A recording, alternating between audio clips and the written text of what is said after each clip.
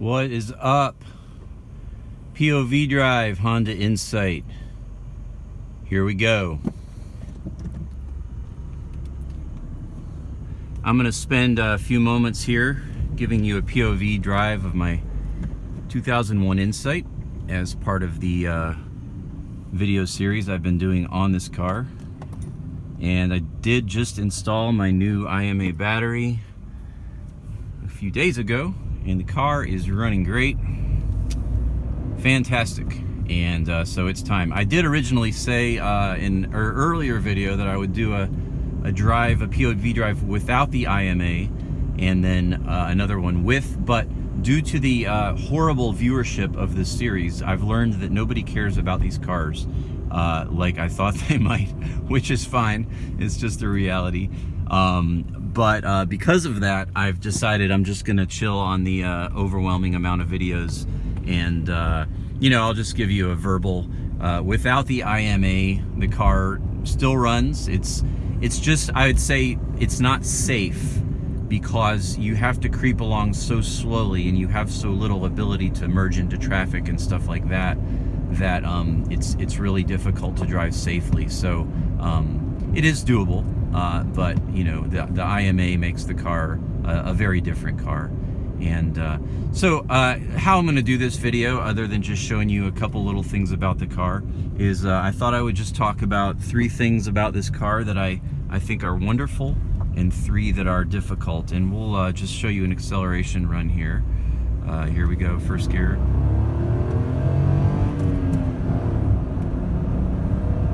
So this car 0 to 60 is about 10 seconds and some change. And one of the really neat things, and I don't know if you could see that from my video here, but the 0 to 30 figure on this car is, if I remember correctly, it's like 3 seconds, 3.2, which is pretty quick. It's not fast, but it's pretty quick.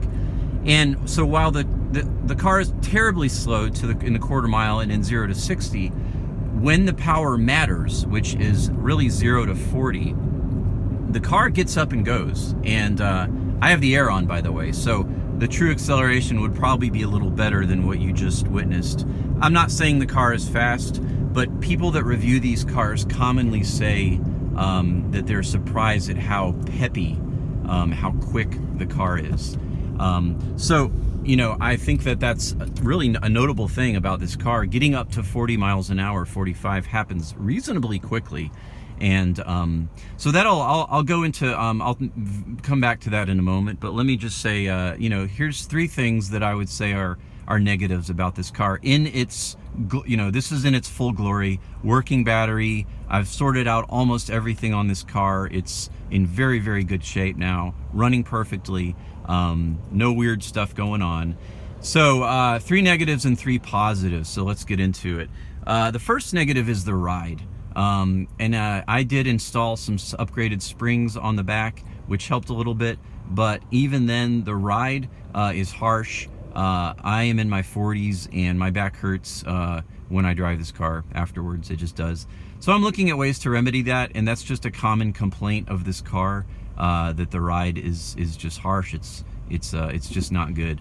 So that's the first thing, and for me, honestly, that's what's going to determine how long I keep this car. If I can find a way to get a pillow or something that will you know, help with the ride, then I will probably keep the car a longer time. If I can't, I'm just going to realize, you know what, I'm tall, I'm over 6 feet tall, and you know, maybe my body is just not gonna fit in these little seats. The seats are horrible.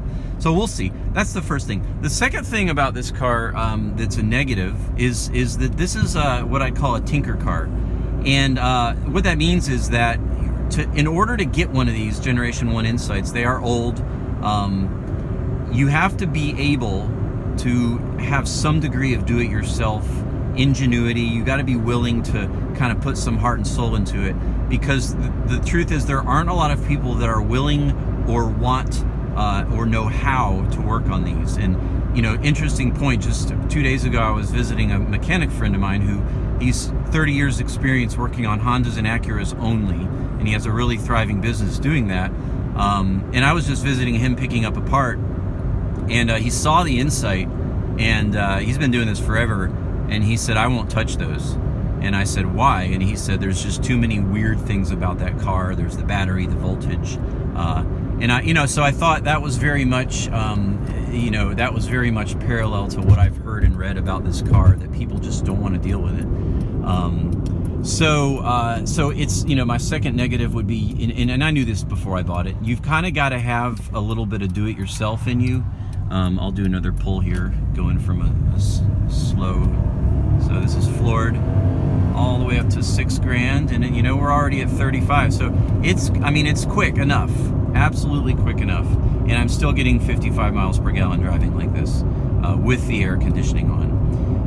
And then the third negative is just the cost. If you want to repair the heart and soul of this car, you're gonna have to buy an IMA battery, and that's expensive. There aren't a lot of cars that, to get it running the way it should, you're gonna dump $1,000, $2,000, $3,000 into it, but that's the reality of this car. Most of the used examples, the IMA battery is not working, and that is the reason the person is selling it.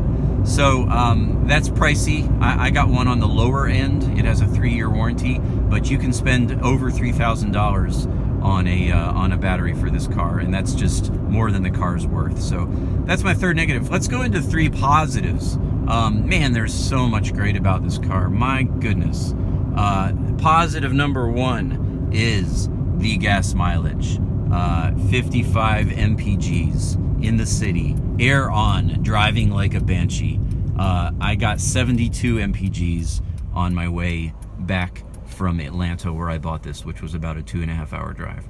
So obviously that's what this car was about. It's an uncompromising mile per gallon machine, and highest MPG rating of all time up until a certain point. I don't know when that was beaten, or if it was beaten. I'm not that much into the lore of these cars, but hey, MPG. I've got 2/3 of the tank left. I've gone 228 miles. So that's it. Number 1 is MPG. Number 2, the rarity and the uniqueness of this car. This is this car, if you care about that, there's just something fun about driving something that you never see another one, hardly ever. As I mentioned in a couple other videos, there were only 17,000 and some change first-gen Honda Insights sold, which is a very, very small amount of cars. My Fiesta ST, there's more of those on the road than there are Insights. There were, I think, 4,000 or 5,000 a year of those sold in America between 2014 and 2019. So if you think about it, this is even more rare than a car that's super rare. I never see Fiesta STs around here, and this is a car, I've seen maybe one in my town, and that's my buddy that owns it. So that's kind of cool. It's neat having a unique, rare car that people are like, what the heck is that? Is that new? Is that a new Honda? What did they do? And then the third plus about this car is just, and this is really why I bought it. The first 2 things, I didn't care about the MPG, to be honest. The reason I bought this car is the driving dynamics are unlike anything I've ever experienced in my life. And that's what sold me on it. Just the little steering wheel, the shifter. This shifter is just like a toy. This car, driving this car, it's like when you go to the arcade back in the day, and you'd sit in that arcade game that was a race car, and it had the shifter and the pedals and the steering wheel, and you felt like you were in a toy.